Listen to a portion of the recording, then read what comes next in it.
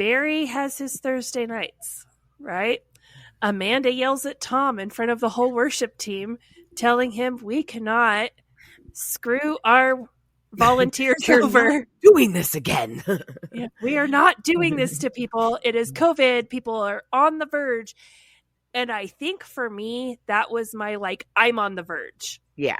Like, I will quit. I've already tried twice. Right. Like, you're like, no, sir, the buck stops here. We've had enough. We've all had enough. Faith can feel like hearts and butterflies until someone lights a match and burns it all to the ground. Welcome to the Burning Butterflies podcast. The sad thing is that there's abuse of every kind within the church. But the spiritual abuse is the stuff that just It's a place there shouldn't be abuse. Like, there just shouldn't be abuse in a place that claims Jesus. Well, it ruins your soul. If you're new here, we suggest listening to our prologue episode first. This is the story of two women's journey through toxic church culture and spiritual abuse, all while finding healing in the end.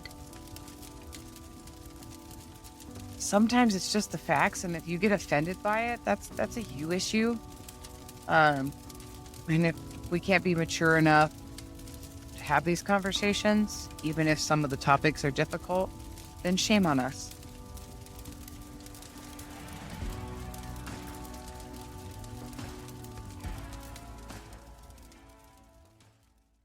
You know what, though? This is a testament to the people are not the same, right? Something happened and during COVID, and I don't think that anybody can disagree with that necessarily. Like, people shifted emotionally, mentally, with their priorities in their work life. Like, this wasn't just like an incident happened in a small area. This is a worldwide event that affected everybody, even if from any degree, like whether it barely affected you or whether, you were 100% affected by it. Like, on some part of the spectrum, everybody in the world was affected by this. yeah. And people are different. Yeah. And trying to navigate coming back into this church setting and doing church again. Like, it really, Like, people weren't the same. they weren't the same. The people who, like, the family had changed. The family dynamic had changed. Yeah. And you had, it was like, you had the people who had drank the Kool-Aid like me. Yeah. And so it was like, we are to love people. I don't care if you're scared. I will love you where you are. I don't care if you're mad. I'm going to love you where you are. Then we had people come back and they were so angry at the way officials were handling COVID as a country and as, like, in our state and in our county. And very polarizing time. yes. And I feel like people were pushed to the brink of coming face to face with who they are and what they believe. And so people were, like, standing up for things that they've been conditioned to believe their whole lives. And this was the time. This was the time to be like, especially like for you, like I could see it specifically with you. That's what I mean. Like, this is such a testament to, like, what was going on in the grand scheme of things, because, like, you are willing to step up and hold your own to the person who for your entire life you wouldn't have done that for, like the father figure. Like, I'm not standing up to dad, like nobody would. But now you've been pushed to a point where you're like, no, wait, I'm confident. I'm so confident. And I'm so exposed in what I believe. And I'm willing to go up against you because you're the one who taught. All I'm doing is standing for what you told me I'm supposed to believe in. Yeah, no, exactly. Right? I'm spewing the words right back to you. Yeah. And not in a, like, this is in, and I feel like just so many people were in this place of like having to look in the mirror and be like, what matters in my life? And who am I? What is my identity? Because everything was stripped away from so many people to some degree. And I feel like this is where that, like, because we've kind of touched on this, like, Christian nationalism and stuff that we see so prevalently today. I think this is where it was very confronting for a lot of people, of that, like, well, where do you draw that line in, like, your conservatism and your patriotism, but then your Christianity, and how are you weaving that all together? And I really, like, for me personally, this is like the start of my, like, okay, above anything, I'm supposed to love people. I have been told for the past 15 years, I am difficult.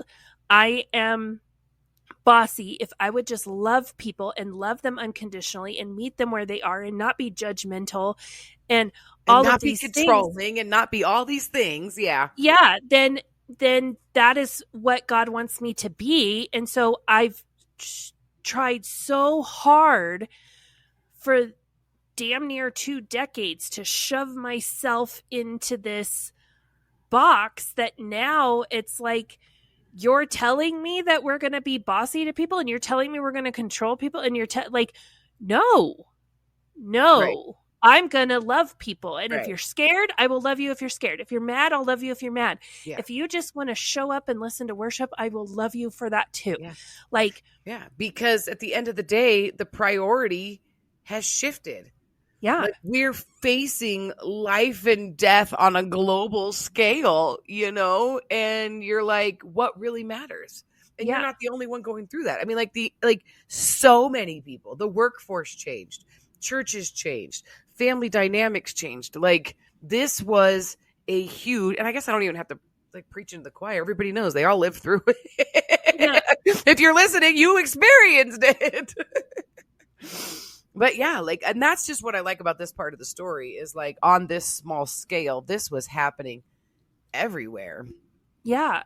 Well, and I mean, like through COVID, we were still like doing funerals and all of this kind of stuff. And like at one point, like during like the full shutdown, you know, we were like, hey, we don't feel comfortable like doing these big funerals, like, and it's putting a lot, because it was basically me and Brandy and one other woman who were doing this stuff. And, you know, we brought up to Tom, like, hey, can we maybe say like, we don't like, do we have to be available? Does our building have to be available for all of these things? Yeah. You know, and we were still like, hey, as long as you can follow COVID rules and you can have 10 people or less, like you can still come and have your meetings. You can have a 10 person or less baby shower. You can have a 10 person or less, you know, wedding in our church building if you want. And we're like, whoa. Like, yeah, because you still have to have people serve. It's just the three of us here trying to make this happen. Like we're not comfortable with this. We're burnt out, all of this stuff. And like Tom screamed at us of like, well, you're just going to not love the community? Are you just going to not love them? Like, why don't we just put a sign on our door? Here it come as you are. We don't love people. And we're like, oh, okay, I guess we'll keep doing this. Keep doing it. Yeah. And so like, there was a point where, you know, like I said at the end of our last episode, like I was fully expecting to get just my ass handed to me by Tom the next day, because I embarrassed him. I yelled at him in front of people, all of that. He said nothing to me. But anyone who wanted to do something big, they got sent my way. Yeah. Well, and apparently Amanda knows best, so you should go talk to her. Yeah. And so passive aggressive. I know. At one point, someone wanted to have a wedding, and they didn't want to do it in the building because some of the people who were coming weren't comfortable with that. So they wanted to do it outside. And it's two older people then. This was like, like a second or third marriage for both of them. And the bride was a little quirky. And so she had this dream to beautiful outdoor wedding. Our church landscaping, while it is pretty in areas, it is not outdoor wedding. It's not what you think of when somebody says, I'm having an outdoor wedding. Yes. You're like, in a parking lot? It's not a venue. It is not a venue where we have a beautiful outdoor wedding space. Yeah. So she calls me because Tom tells her to call me. So she calls me and she's like, I want to get married by the tree next to the church office. So I'm like, honey, we cut the tree down. There is no tree here. The tree from like our Dead Mouse episode, like we cut the tree down. And she goes, no. The tree on the other side. There is a lilac bush on the other side. And just one, not a hedge of them where it might kind of look pretty, like just one lilac bush. She wants to get married by the lilac bush. So your options for what you have as a backdrop, because if you want the lilac bush to be where you stand at the altar, all of your guests, they're either going to sit in green grass and face the parking lot, or they're going to sit in the parking lot and face the back of the church office. So she chooses that everyone is going to sit in the grass so that she can stand next, not even in front of, next to the lilac bush. But her backdrop is the parking lot. And this is one of those, like, okay, what the bride wants kind of situation. And I only tell this because this is so asinine. Like, I know we say, like, we only share stuff because it moves the story along. Like, I'm only sharing this to understand because this is the asinine stuff that we had to deal with. This is just a glimpse into it. The things Brandy and Twyla and I had to deal with were ridiculous. Yeah. So, and like we just got done talking about being confronted with like the reality of priorities, and like just the push and shove of this particular church, because the only one I went to at this time, between maintaining normalcy, because that was a big word, and also like dealing with the insanity that was going on in the world. Like, so stories like this, while they don't move the story forward, are very important in setting the stage and setting the scene for, like, you need to remember, this isn't just any other Tuesday. This is like, we are in the middle of a global pandemic. And it's like trying to open up into normalcy. Summer in Colorado. So it is like 14,000 degrees outside.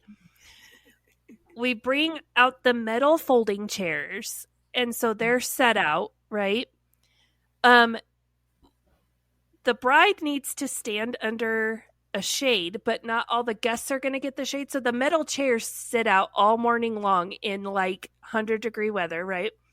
But the bride wants like an easy up. Do we find a white one or maybe something nice? No. A Denver Broncos easy up.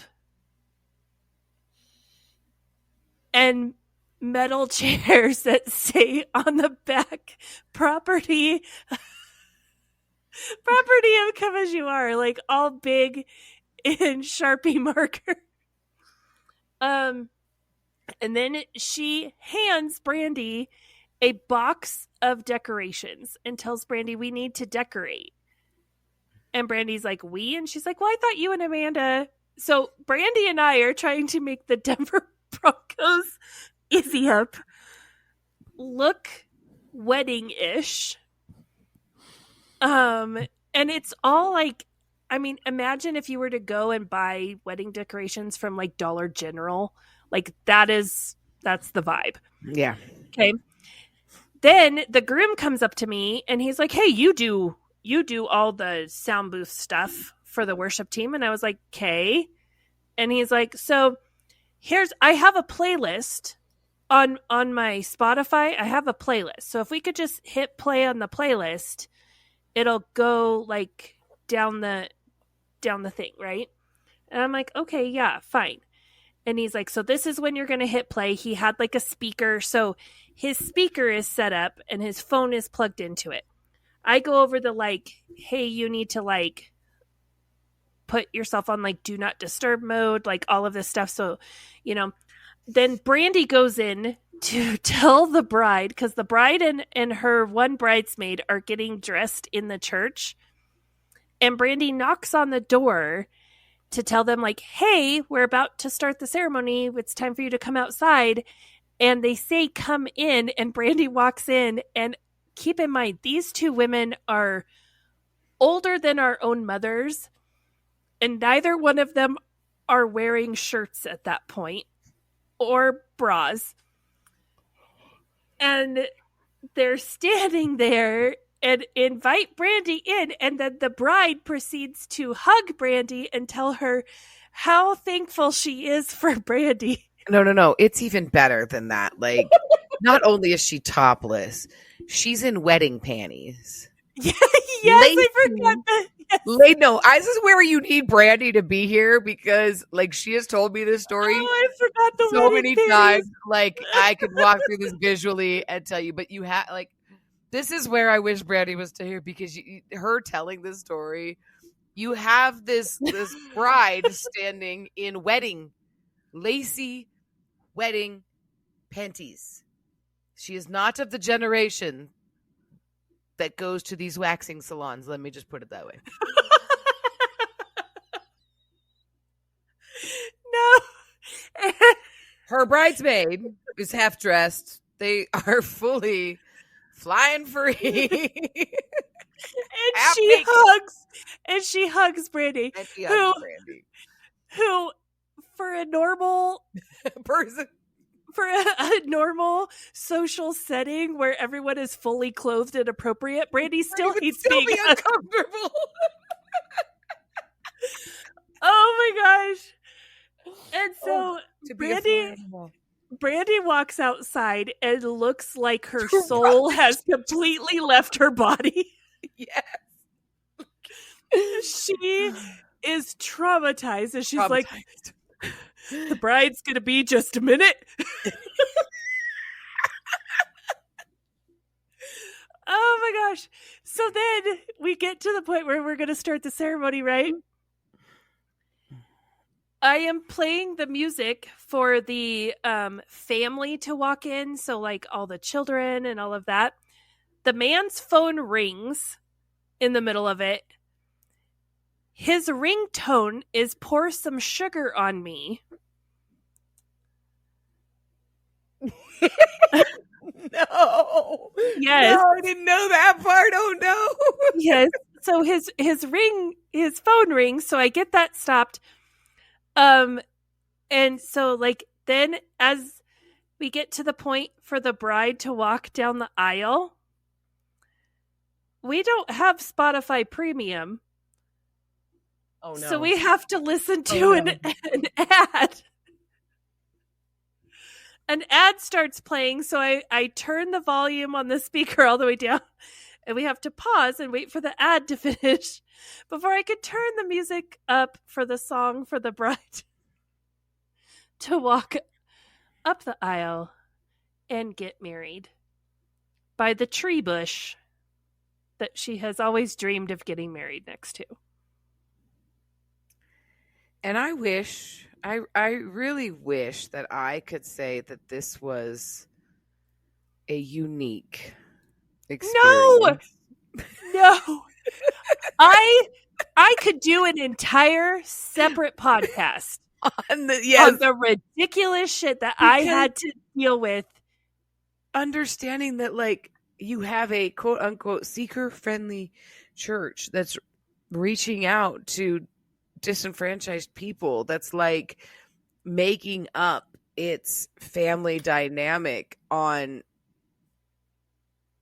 people that are looking for help to live healthy, functional lives, but you're not doing anything to help them.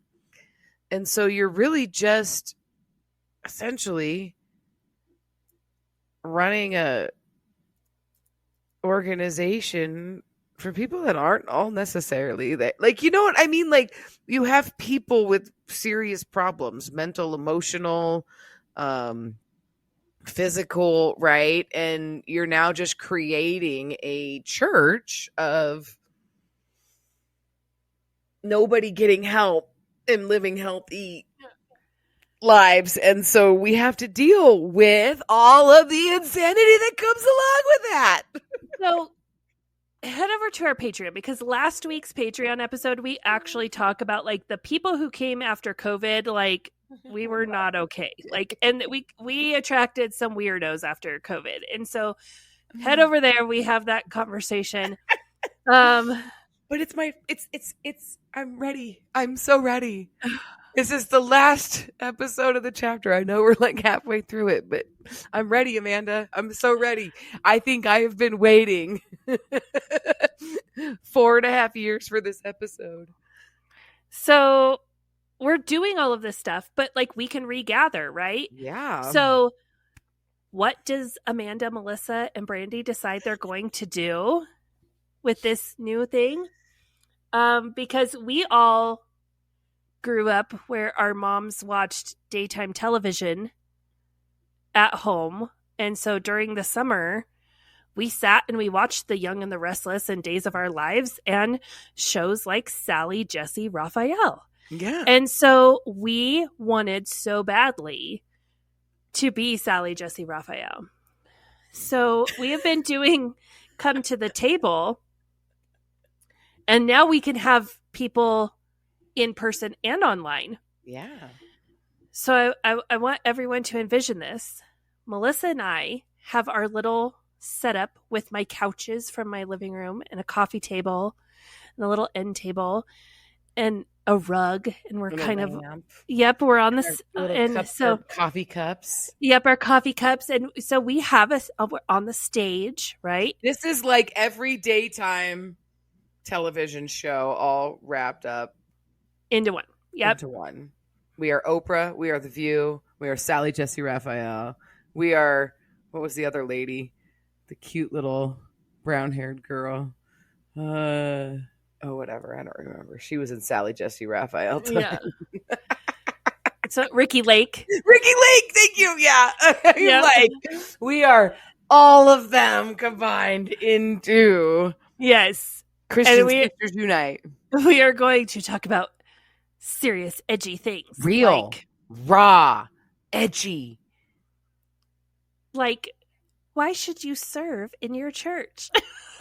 That was seriously one of the ones that we did. We're so stupid. But, okay, so imagine we have our set, right? So we have women who are watching us on Facebook Live. And then we have women in, like, the seats in the sanctuary, in the rows. Then we have Brandy, who is like the production assistant, who is walking up and down. So, and she's watching the Facebook feed. So if a woman comments on Facebook, Brandy has a microphone so she can say, oh, you know, Tina says this. Tina's online from, from Arizona, and she wants to know. Yeah, Tina has a question. And then if someone in person has a question, Brandy takes them the microphone and holds the microphone so that the people watching on the live stream at home can hear it. Yeah. We thought we were the shit. Yeah, this is the bomb.com right here. I made it. Yes. I have made it. This was my moment. It is so embarrassing to watch them back. Like, I'm so proud. No, it's a thing. It is near and dear to my heart. Like, this is all of my. Okay, being. I have a question I've never asked you before. Oh no. When you were little, did you ever pretend that you were on a talk show and that you interviewed? Gosh, I pretended that I was everything famous. Yes. I would set up my stuffed animals and I would pretend. Too. Yes. Yeah. Okay. I was a fashion designer, right? Like I didn't play like with my Barbies or my dolls. Like I didn't really play like house. The closest I ever came to playing house, I played like grocery store, and I put masking tape on my dresser in an X, and I would go boop. Yep. Boop. And now they make those toys. So I'm like, let's play with it. We had friends that like they bought their kids everything, and they had a toy store, like the like Fisher Price store. Yeah. It like, oh my gosh. Hours. We would play with them for hours. Yeah. So I did that, but so that's the closest I got to like anything that's like domesticated. Everything else was like, I was a famous photographer, and I would have photo shoots, and I would set my dolls up, like I'd get them dressed, and just to be a fashion designer, and then a professional photographer, a famous photographer, and they would have shows, and everything was theater and dance and singing and music. And so of course, like, and I didn't watch a lot of TV growing up, and my mom worked, so she was not the daytime television mom. But when I was in high school, like, is when I was like, I would have like other people's parents, and then I had friends who would watch like all my children. Then we'd watch, we'd come home at lunch, like when I was a senior, I started watching soap operas, but I'm very familiar with Ricki Lake and Sally Jessy Raphael. And so, I would watch those with friends and stuff like that. And then it would be like, oh, I could totally do that. Like, oh yeah. And even still to this day, I have to be honest with you. Like, I am Drew Barrymore on the Drew Barrymore show. Like, yes.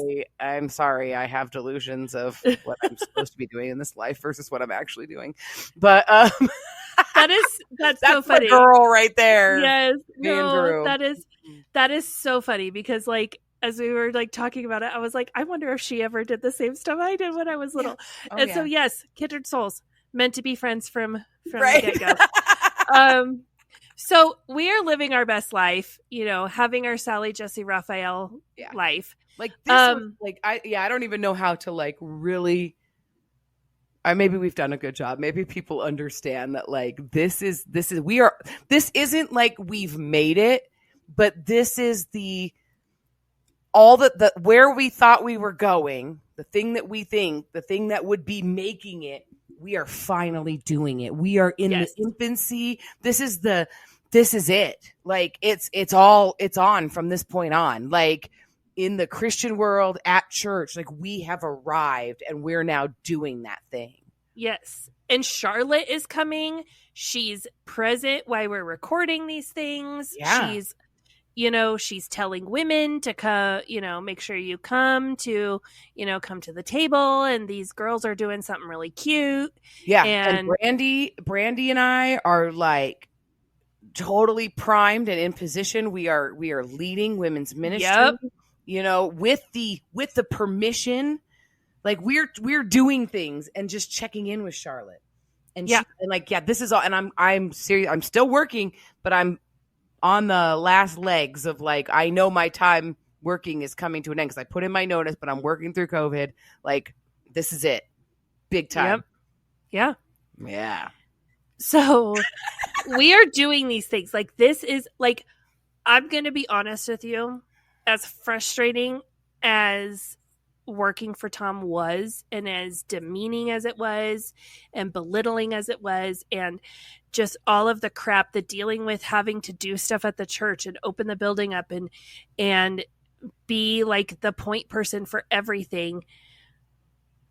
I think I probably would have been done a whole lot sooner had I not had come to the table as like that little ray of hope for me. Yeah.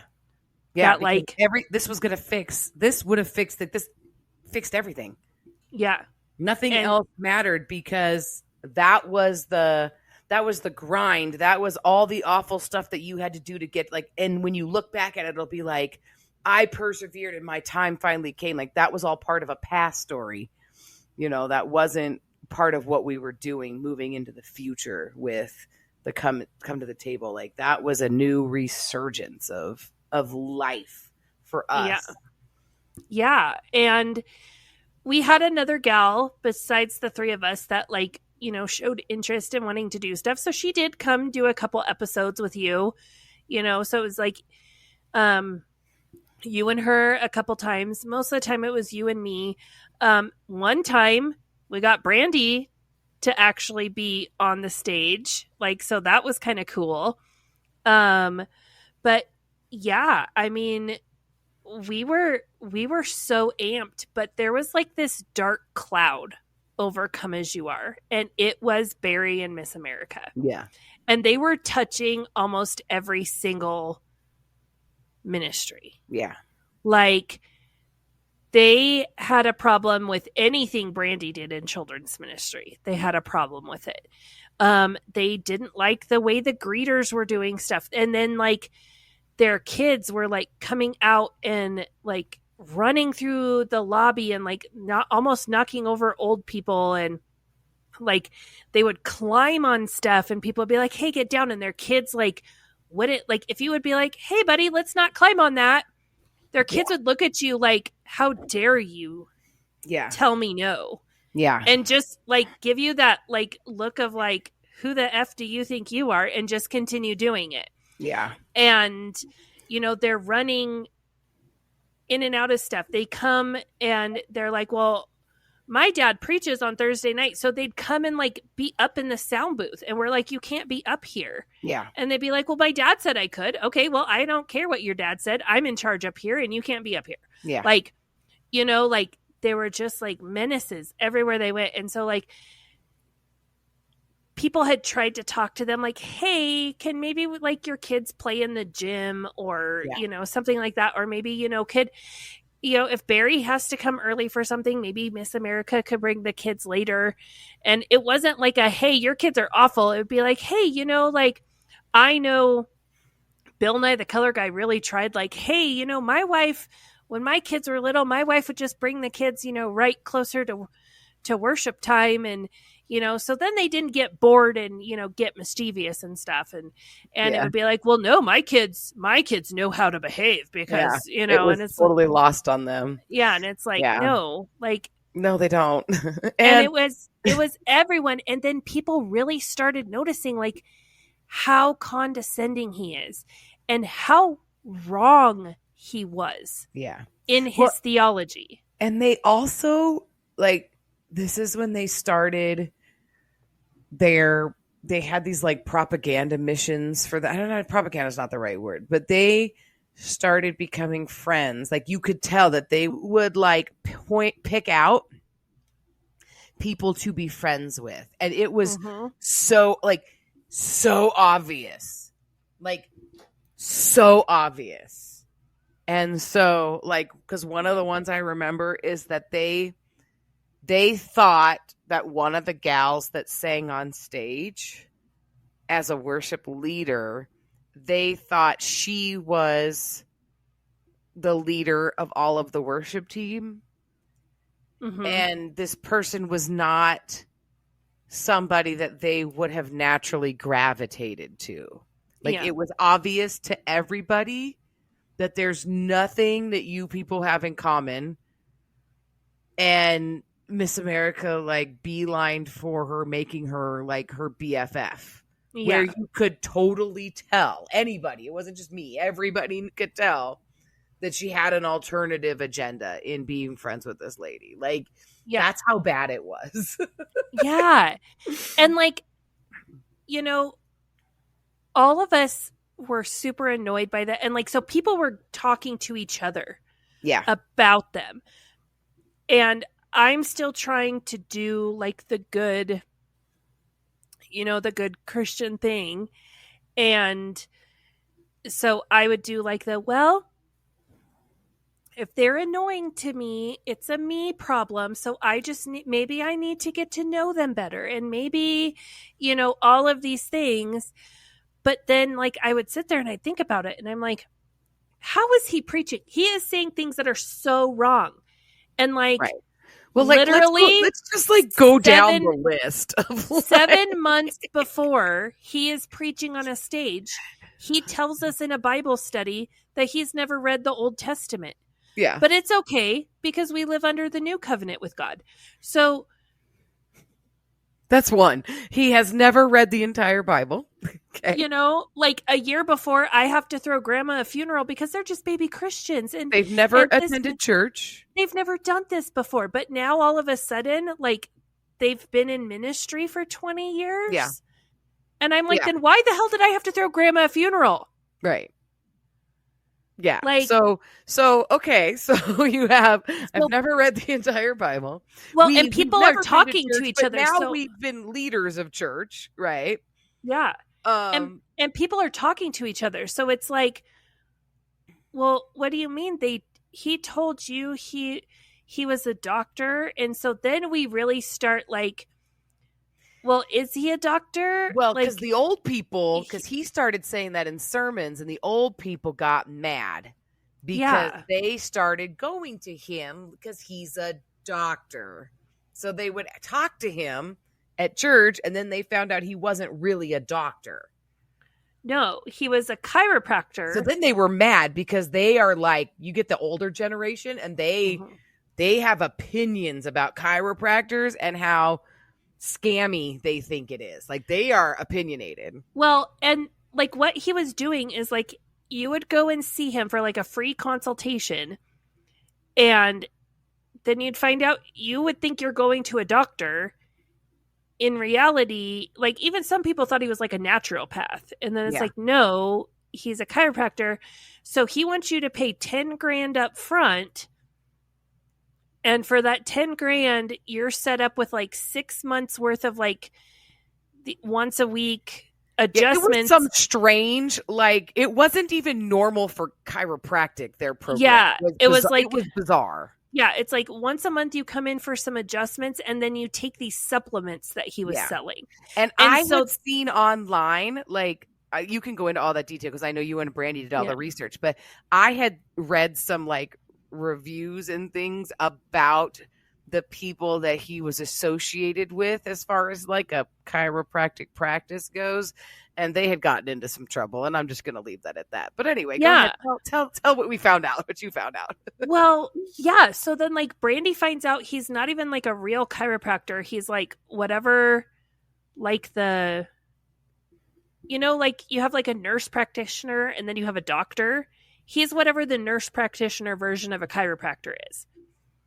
And so it's like, he's saying he's a doctor. He's not even a doctor. He's not even his name. And you cannot tell me if that man didn't earn those letters, he would put them after his I name. would have had to put them in the damn bulletin after his name. Yes. And so, like, it's just all of this stuff is going on. It was all about the supplements. You weren't paying for the chiropractic. You were paying for the supplements. Then he shows up one Thursday night running late, and he's like, I came from like the next big town over because I was speaking at the Natural Grocers. And I'm like, what? So then like he starts explaining it to me, and he's like, yeah, so like I do these speaking arrangements, and then it clicks for me when he would be like, I speak at these doctor things and I never have to do a mic check. No, because you're standing in the middle of an effing grocery store with a headset hawking vitamins to people. Okay, right. Like, hold on. Like, seriously. No, they're not going to make you show up early to do mic checks for that. Let's think about this in just a second. I'm a doctor and I do speaking engagements, right? And you and I are thinking like, any normal human being is thinking like chairs and a maybe even a hotel conference room, right? And a stage and staff. And he's the dude selling the knives at Sam's Club, but he's doing supplements at Natural Grocer.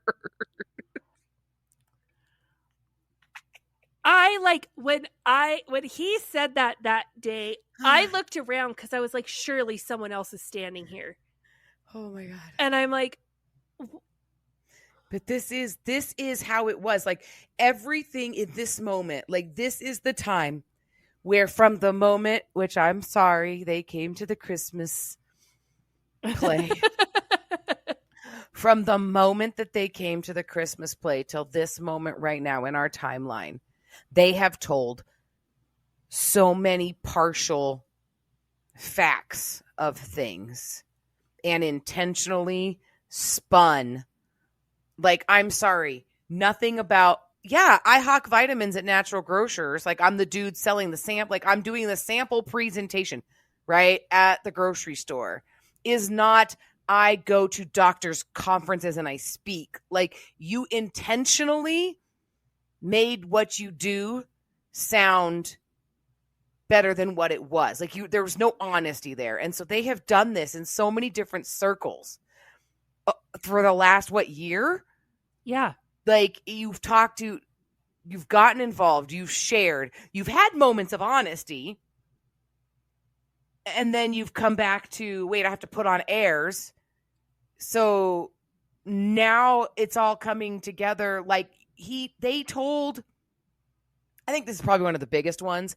When they first came to the church, their business was struggling financially. They didn't know what they were going to do because blah, blah, blah, whatever. And that's the stuff that I read online about how the corporation, the company that they were working for had some struggles. And I think it broke into like 2 different offices. There was articles all about it. Like, something happened. And so your business is falling apart. You don't know what you're going to do. So you start going to a church. Yeah. And you're real and you're honest, but within moments, all of a sudden now you're this big shot and your business isn't failing and you're going to give it all up to be to be in ministry because you're so successful. Yeah. But when you're honest with people and you're telling them about your struggles, there's nothing. You're about to lose it all. Well, and then Tom's in on it too, because now on Sunday mornings, Tom in his sermons is talking about Dr. Barry. And, we have Dr. Barry who helped us reopen after COVID. And, Dr. Barry, he's going to, he's willing to give up, a doctor's salary. Yeah.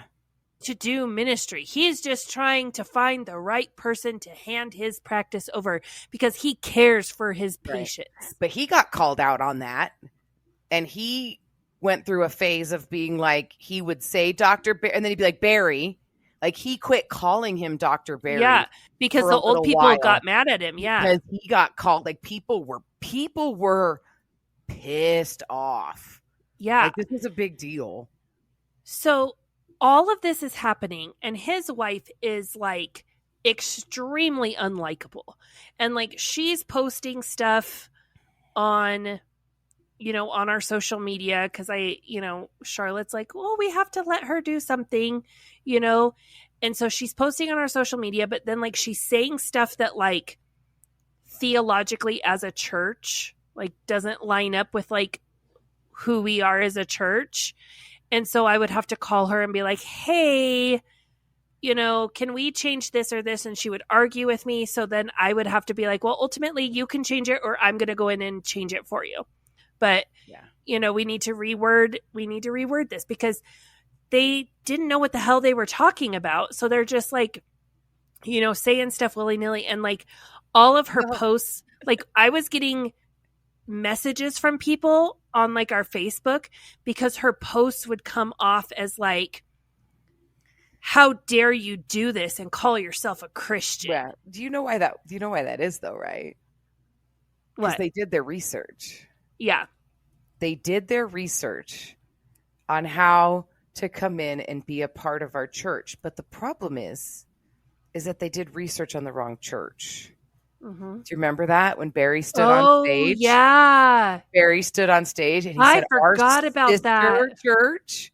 Yes. And he was because you remember in the last episode, Amanda talked about how people were confusing our church for the church in the news. I forgot all about that. Yes. So he said our sister church. And he talked about the pastor of this church that had been in the news that was under all scrutiny. And then all of a sudden, all the things that they were trying to do and they were trying to hold us accountable thinking we were messing up as the church that we are because they thought we were connected to that church in the news. I forgot about that. No, you are right. Yeah. Yes. And he stood up on stage and he said it. And I remember it was like, what? And that's when Tom lost it at him with that. That changed a lot. I mean, it didn't end the dynamic because he was still the perfect pawn for Tom, but that was a big deal. Yeah. And Tom was like, we are not like, and he had to make a public apology. Yeah. Well, I'm sorry, I misunderstood. But all of the stuff that they said and the way that they came in and tried to manipulate made sense after that. Well, and then after he made that comment, all of a sudden, we're doing 101, 201, 301, 401 classes all back to back to back to back. Yep. Why? Because Barry and Miss America haven't taken them yet. But he's going to be a pastor, which Tom is still saying he's not going to be a pastor at this point. He is adamant that God has not told him that Barry is the next pastor. And I never said that. It's not going to happen. Yeah. But we're letting him preach. And we're letting him hold microphones. And during this time, he leads a leadership meeting. Yeah. All of a sudden, like we weren't supposed to notice, though. Like, is Tom really that stupid? Like, he thought that he could just say it's not going to happen, but he's letting him do all the things that, like, he was having him be him. Like, Tom was having Barry be Tom from the moment he said it out loud where Brandy heard it. Yeah. This entire time. There's talk of this, like, leadership structure that, Tom hasn't really, like, come out and said this is what it is yet, but, like, there's murmurings. We have to restructure the leadership of the church. The men in the eldership were talking about restructuring, all of this stuff, and it's basically him and Barry sitting and talking through these things. Which I would like to point out, I thought that Chimney, being from a mega church in another state, I thought that he brought this leadership structure to Come As You Are. Because that's what Tom told everyone. Yeah. We got this from Chimney. And then, like... Yeah. So, I mean, like, there's so much stuff right now that we're going to just unwind in the next chapter. But, like... Yeah. But, like, talking to Chimney... Chimney was like, no. In preparation for this podcast, Chimney's like, that was not me. I did not say that. I was convinced, and I was convinced because I was led to believe. And I was convinced that and I think it's because Chimney was a big vocal supporter for, like, you have to have a structure. Like, he did come in and he called out Tom on several occasions, which we'll talk about, coming up in the next chapter of, like, he face to face called Tom out for not having leadership structure in the church because he called out the fact that it is Tom and then everybody else. Like, it is. Yeah. It's how it is. And coming from a church that was operating and functioning within these leadership structures, Chimney called him out. Yeah. And so he was a proponent for that. And I was led to believe that this came from him. Yeah. And even if I had said it, and even if I wasn't told it and I said it, I was never corrected. Like, that's another way that things would happen too. Like, it's not like people were always, like, telling you lies. They were just letting you believe whatever you came up with in your head if it suited them. And so, but the reality is that Tom and Barry are having closed door meetings and they're pushing these things forward. Yeah. And so then in the middle of all of this, all of a sudden, Miss America has won a beauty pageant. And, like, this is why we call her Miss America. Because, honestly, it comes from me and Brandy being bitchy.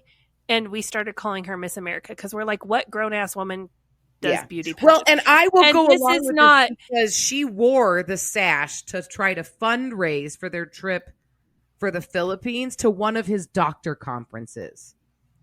And I could never figure out why she had to be so, like, sneaky, because she was openly sneaky back in the day. Yeah. Like, when they were doing the money for we were going to go to the Philippines and teach sign language, right? And that all of a sudden went away. Like, that never happened. Nobody ever talks about that anymore. At this point. Like, that never it's almost as if we were lying. That never happened. Like, I'd be like, what happened to the Philippines? And they'd be like, we don't know what you're talking. Like, you want to talk about crazy, like, gaslighting, like Stedford type stuff? Like, that never happened. And you're like, oh, no. You wore a Miss America sash, like a sash. Yeah. That said you were raising money for kids in the Philippines, but you couldn't really talk to people. It's because he was the supplement guy at the doctor's conference. Yeah. Not the doctor at the doctor's conference. Twyla bought hundreds of dollars of your ugly ass earrings and gave them away to people to fund your going trip to the Philippines. That then all of a sudden that was never a thing. Yeah. And so, like, there has been no mention of this woman being into pageants, doing pageants as a kid. Like, you know, like, I mean, even when she wore it for the fundraiser, it was just so she could put the writing on it, and she had to think of something that's like because I asked her, like, I just want to, I'm sorry, I keep interrupting, but I just want to clarify that, like, the only reason she had a sash was because she needed some way to tell people to wear a sign. She wasn't going to wear like a sandwich board, right? She wasn't going to wear a chain around her neck with a sign that said, I'm fundraising to go to the Philippines. So her idea was to buy a blank white sash and wear it with her fundraising on it. Yeah. You know, like, buy me a coffee, scan this QR code, but it was just like in puffy paint or whatever, you know? Yeah. Okay. Yeah. So no mention. Like, her kids are not in pageants. She's not a pageant mom. Like, I mean, there are women, like, most of the women who do like adult beauty pageants grew up in it, right? This woman, nothing is mentioned. And all of a sudden she is Mrs. something Colorado, because she's too old to be a miss. Yeah, no, so she's participating in the Mrs. Colorado pageant, right? Yeah, so she's Mrs. But something she had Colorado, won, like, a lower level pageant or something. So like how? Honestly, I really don't know. I don't know how she got that title either, because nothing was ever said about it.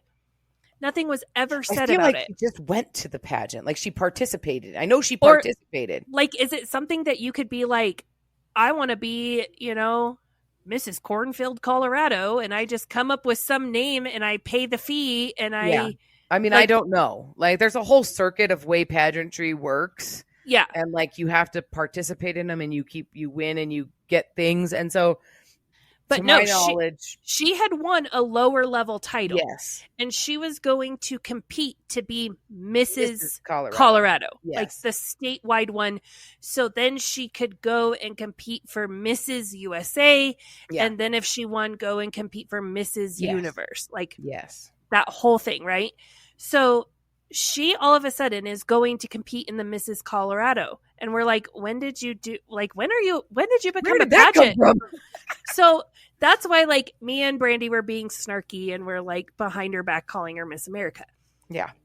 Because then all of a sudden she needed this dress fitted. So like the woman who did all of because she asked Brandy, who did all the costumes for the Christmas play and all of that. So she went to that lady and that lady helped her like this is when we found out they went to the Christmas play. Yeah, that's how we found out they went to the Christmas play.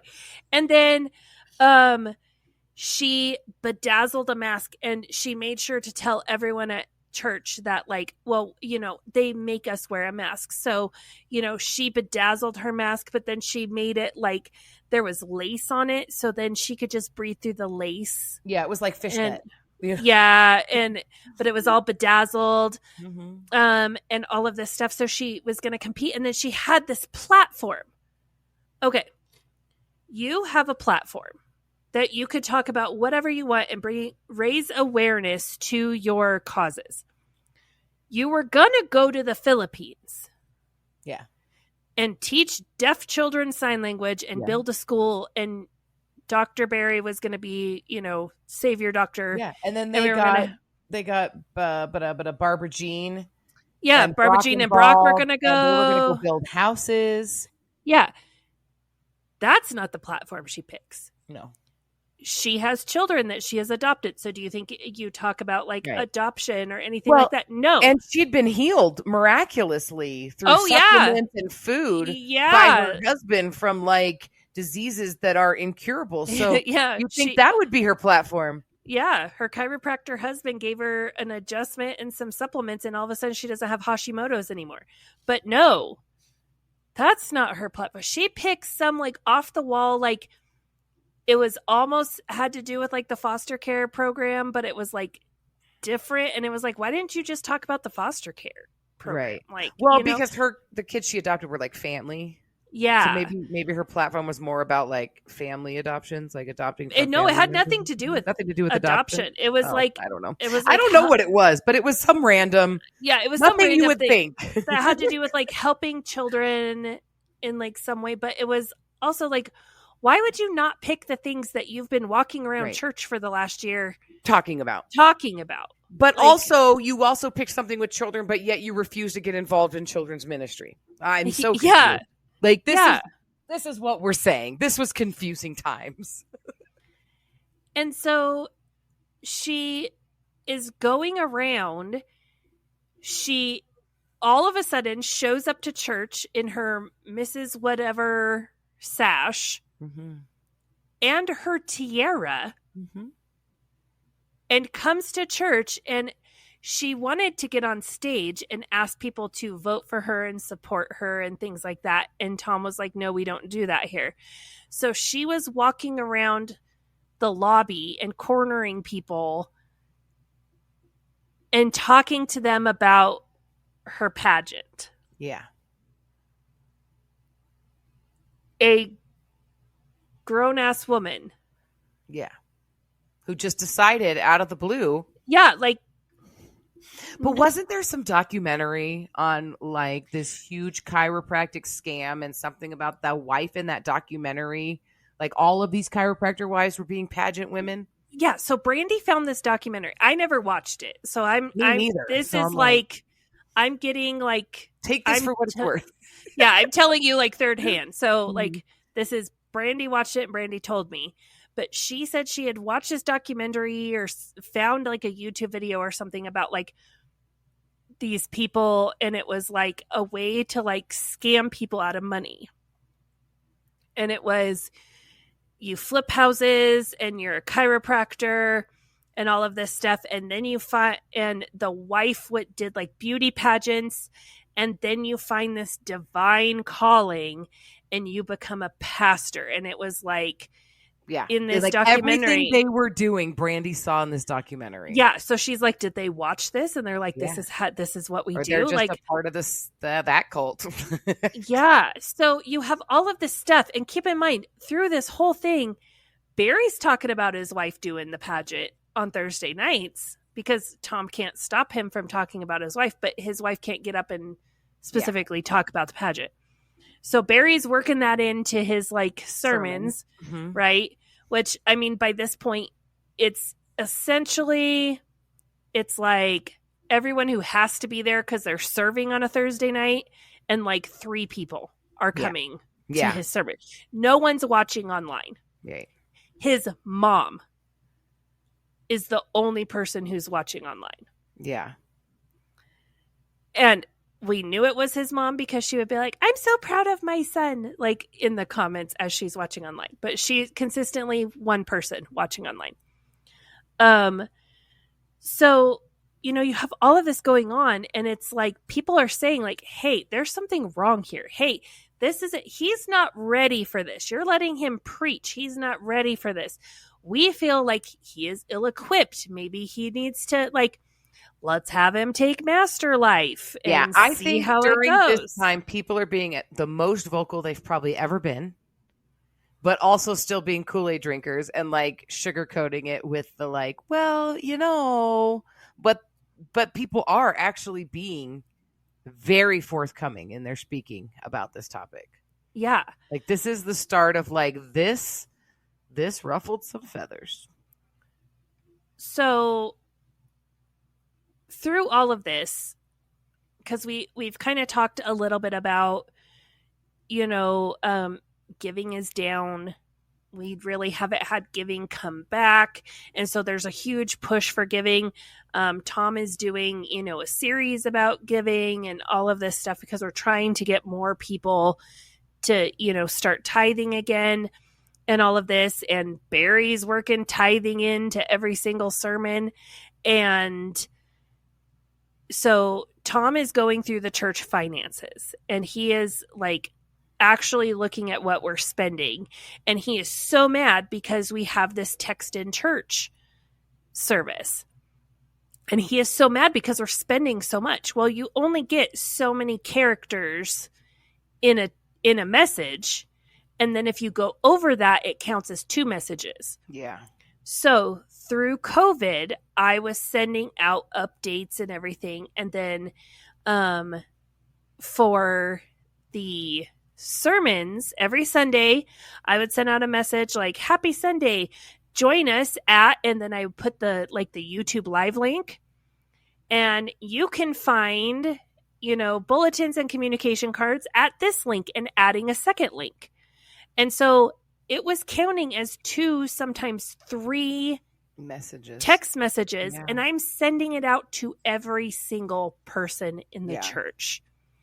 So when you have only 500 text messages a month. Yeah. I'm trying to letting other people use that too, because everybody, we need to communicate. We need to stay in touch. So all ministries were able to start using it finally. Yeah, no, all ministries were sending stuff out. And so they're whoa, that got way out of hand. So Tom is super upset that why are we spending so much on texting? And again, he threatens to I'm just going to go buy the church a cell phone, and I'm just going to, and we're still that's not how it works. That's not how it works. And, all of this. So I get yelled at for misusing the text messaging. Yeah. So the next Sunday, I, which is by this point, we're sometime in July. I don't send out the link to our YouTube page. Yeah. I just say, Happy Sunday. We hope you join us either in person or online, and leave it at that. Just a little find hey, the sermon on YouTube. Yep. Because I've also been we've been doing this since March. People should know. We're going on 4 months. Yeah. 4 months. People should know. Charlotte's parents are living in our town, but they have not come back to church. Charlotte's mom is older. She is having some health problems, and they have not come back to in-person church. So Charlotte's mom has spent every single Sunday of those 4 months just clicking the link I text her. Yeah. She has no idea where it goes to, what it's doing. She doesn't understand any of that. She just knows I get a text, I click the link, and it takes me where I need to go. Yes. So this particular Sunday, I don't send out a link.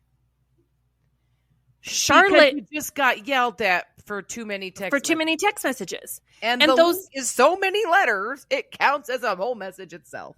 Yeah. So in between services, Charlotte comes and asks, can you send out the link?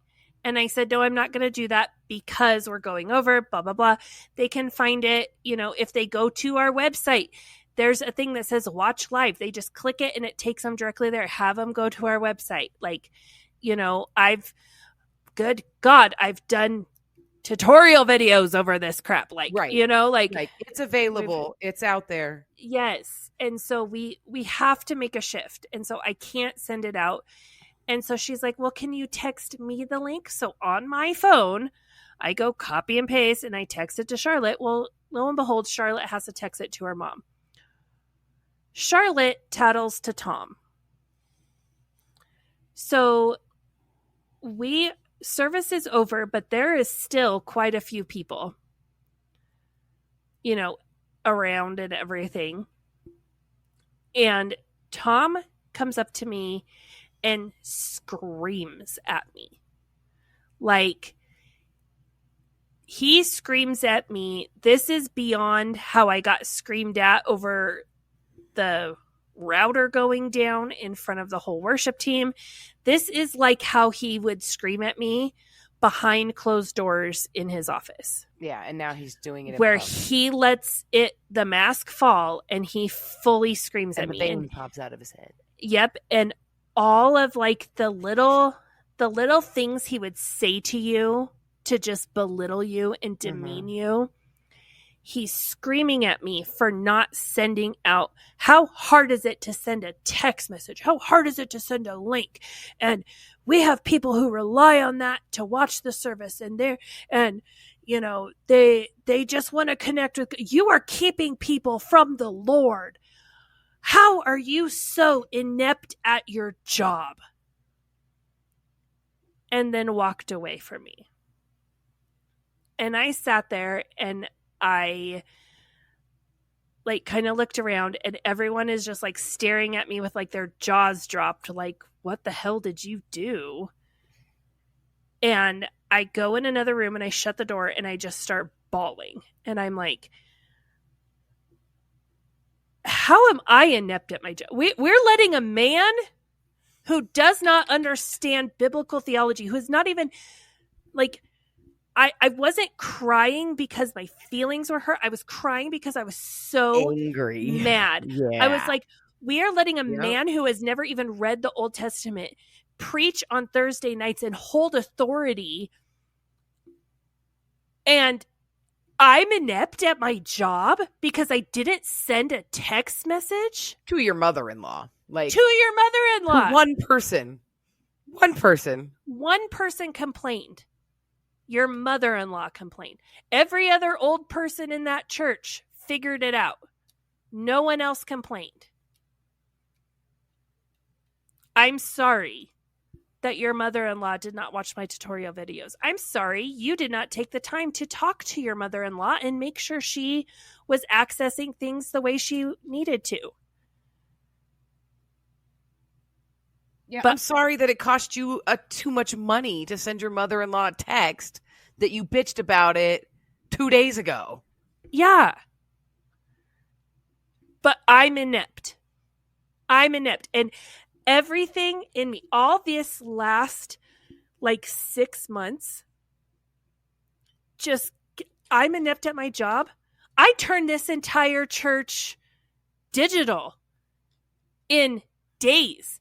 I turned, along with my friends, turned VBS digital in 16 days. I, had to help every single person make sure that they could do that. You were giving people my personal phone number, all of this stuff. Right. And you are successfully producing and putting together Sally Jesse Raphael. Yes. I am like, I'm a successful woman.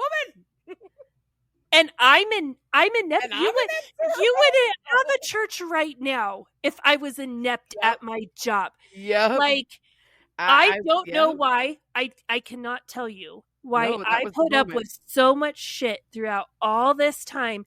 And I took it and I took it and I took it. And that one little word set me off. But from that moment on, I was never the same. Thank you so much for joining us for the Chapter 6 finale of Burning Butterflies. As we prepare to go into our final chapter, we will be taking next week off, so there will not be a new episode on the 14th, but you can look for our Chapter 7 trailer on Sunday the 17th, and the first episode of Chapter 7 will premiere on Thursday, August 21st. Burning Butterflies is a listener-supported podcast. Today's episode is brought to you by our amazing supporters on Patreon. Follow the link in our show notes to learn how you can become a Patreon supporter too. Supporters get exclusive access to bonus content each month, including outtakes, cut content, and supporter-only episodes. If you've enjoyed this episode, please leave us a rating on your listening platform. Burning Butterflies is a production of Asha Media. Thank you for listening.